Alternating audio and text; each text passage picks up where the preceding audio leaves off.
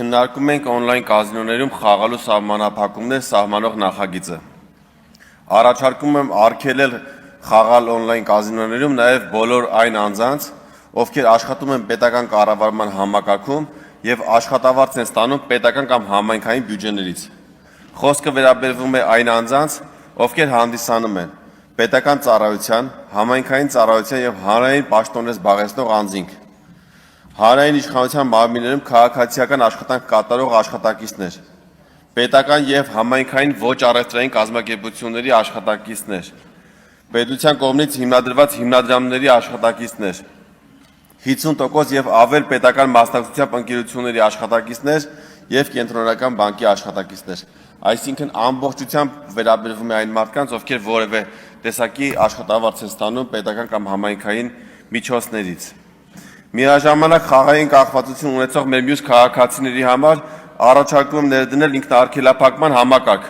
որի միջոցով անձը մեկ կոճակ սեղմելով կարող է 5 տարի ժամկետով արգելել իր մասնակցությունը ինտերնետ շահումով խաղերին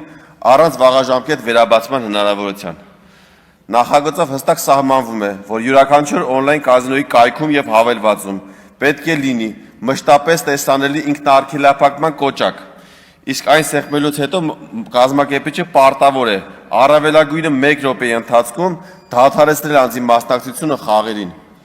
Արգելվում է նաև պահանջել հավելյալ փաստաթղթեր, ձգձգել գործընթացը կամ անձին ուղարկել խաղադրույքը խրախուսող հաղորդագրություններ եւ գովազդներ։ Նախագծի նպատակն է պաշտպանել մարդկանց խաղային կախվածությունից եւ նվազեցնել այն սոցիալական աղետները, որը այսօր ստեղծված են օնլայն կազինոների պատճառով եւ այս աղետի մեջ են գտնվում հազարավոր ընտանիքներ։ Նաեւ ինքնաարգելափակման կոճակի հարևանությամբ ցուցադրվելու է տվյալ պահին ինքնաարգելափակված անձանց թիվը։ Սա հետօրենսդրական վերահսկողության համար է, որպեսզի մենք պատգամավորներս կամ օրենքի հեղինակը կամ մեր մյուս քաղաքացիները կարողանան տեսնել, թե ինչպես է գործում օրենքը եւ ամեն պահեդությամբ քանի անձ է ինքնաարգելափակել։